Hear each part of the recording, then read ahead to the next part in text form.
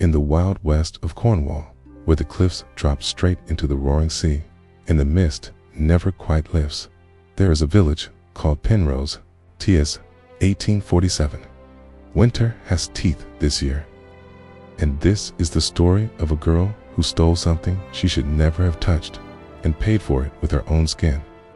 Her name was Alara Wren, 14 years old, skinny as a winter hare, hair the color of rust and eyes the color of the sea. Just before a storm, she had no mother, no father, only an aunt who loved her the way a rock loves the tide, hard and cold and always pulling away. That night, the wind screamed like something dying. Alara lay under 2 thin blankets, teeth chattering so hard she thought they might crack. She whispered to the dark, "Just one warm thing. That's all I ask." The next morning, the market square smelled of wet wool and herring. And then he arrived, a tall stranger in a black cloak, face hidden, leading a pony cart piled with furs. But one pelt stood out like a living flame, a red fox skin so perfect it looked as if the animal had simply stepped out of it and left its beauty behind. It shimmered, it breathed. Alara couldn't look away. The stranger turned his back to argue with the fishwife. In that single heartbeat, Alara moved, small, quick, clever. The pelt slid under her shawl like it had been waiting for her. No one saw, no one shouted. She ran all the way home with her heart trying to punch its way out of her ribs. That night, she locked the cottage door, knelt by the dying fire, and enfolded her prize. Akana, the fur was impossibly soft, warm as fresh blood. She wrapped it around her shoulders like a cloak, lay down, and for the first time in months, she was warm. She smiled as she fell asleep. She should have known better. Dawn came gray and cruel. Alara woke because something was wrong with her hands. She lifted them to rub her eyes and saw black paws. A scream tore out of her, but it wasn't a scream. It was a high, wild yip. She scrambled upright on all fours. A long red tail lashed behind her. Her legs were too short, her body too low. Fur the color of autumn fire covered every inch of her.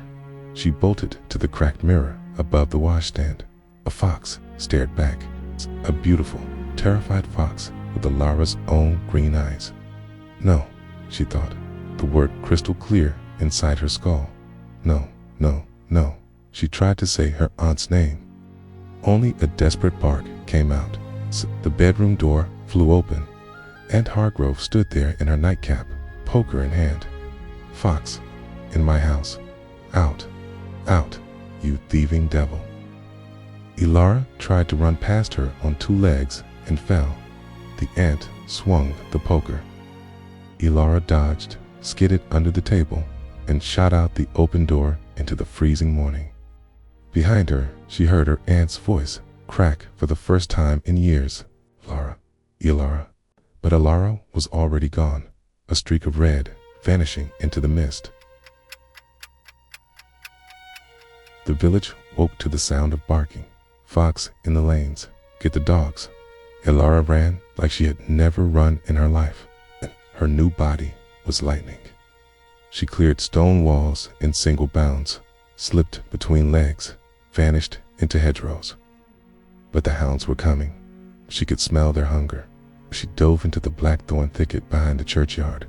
Thorns tore her ears, blood matted her fur. Still she ran. By the time she reached the edge of the moor, her lungs were on fire and the village was a distant smudge of smoke. She collapsed under a gorse bush, sides heaving, and finally let herself feel it.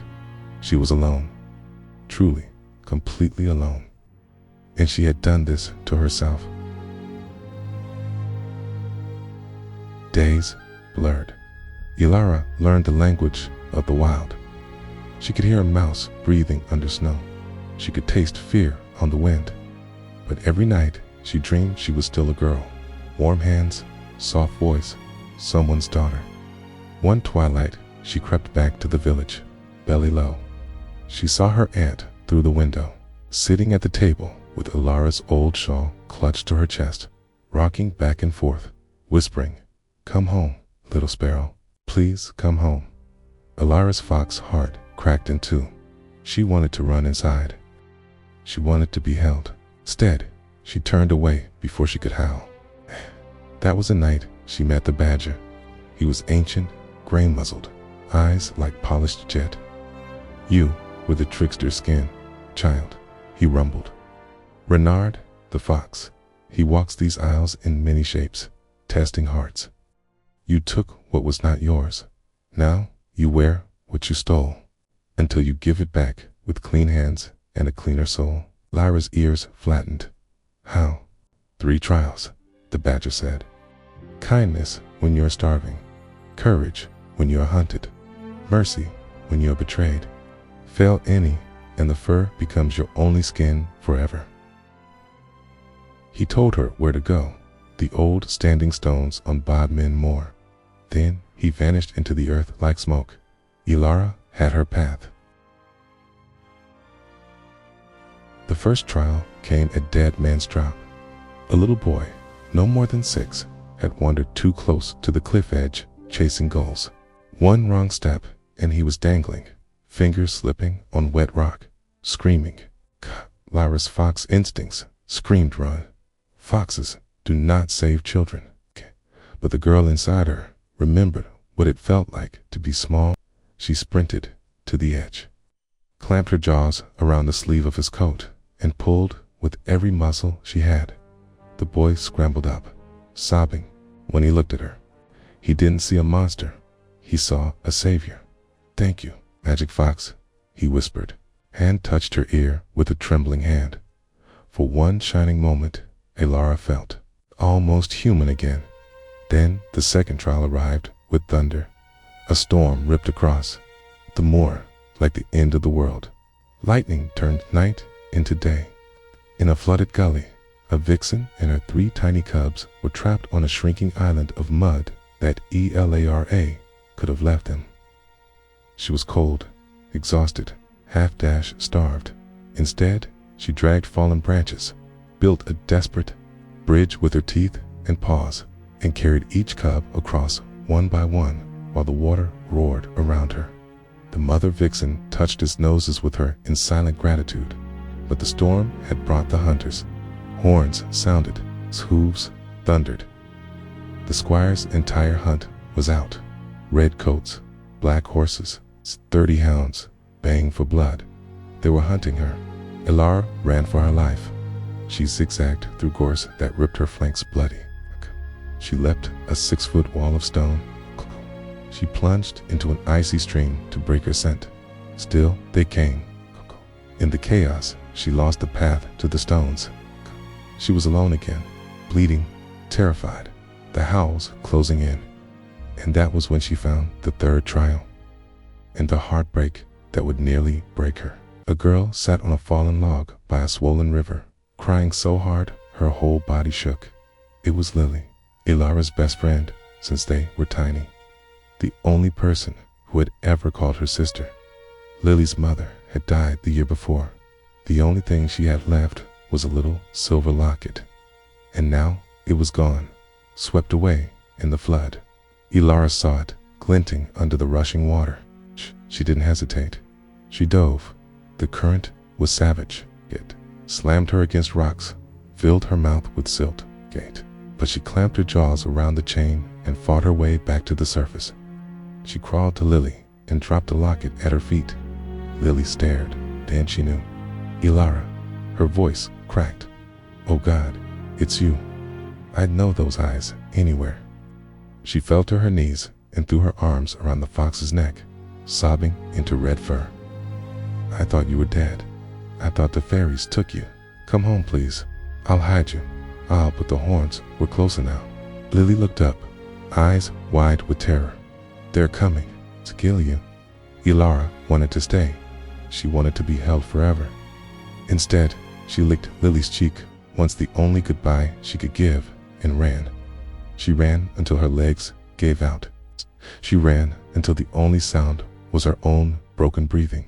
And, at last, she reached the standing stones.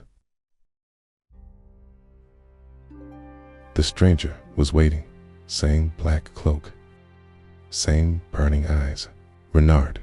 He looked at the battered, bleeding fox in front of him and smiled the smallest, saddest smile. He passed every test, he said softly. Most never make it this far. Lara dropped to her belly, exhausted, and pushed the thought toward him with everything she had left. Take it back, please. I'm sorry. Renard knelt. He placed one hand on her forehead. The fur began to melt away like frost in sunlight. Ilara felt her bones lengthen, her paws become hands again. She gasped as cold air touched human skin for the first time in weeks. She was a girl once more. The pelt lay in her lap, ordinary now, just red fur and sorrow. But Renard wasn't finished. He looked at her with eyes full of centuries of pain. There is one more truth, daughter. Ilara's heart stopped. Daughter, your mother was human, he said. I loved her more than the moon loves the tide. When you were born, the old hunters came for me, the ones who still remembered the old blood. To keep you safe, I had to leave.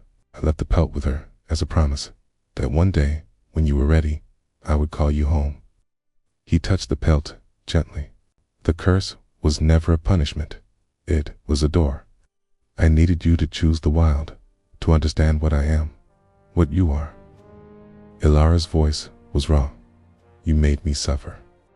You made me think I was alone. I know, he whispered. And I will carry that shame until the stars burn out. Tears cut clean tracks down her dirty face. Behind her, far in the distance, she could see the warm yellow lights of Penrose. Her aunt, Lily, the only home she had ever known. In front of her stood her father, wild, ancient, lonely. Renard held out his hand. Choose, little vixen, stay human and forget all of this. Or take the pelt back and walk both worlds with me. Girl by day, guardian of the moors by night. You will never be cold again. But you will never be ordinary again either.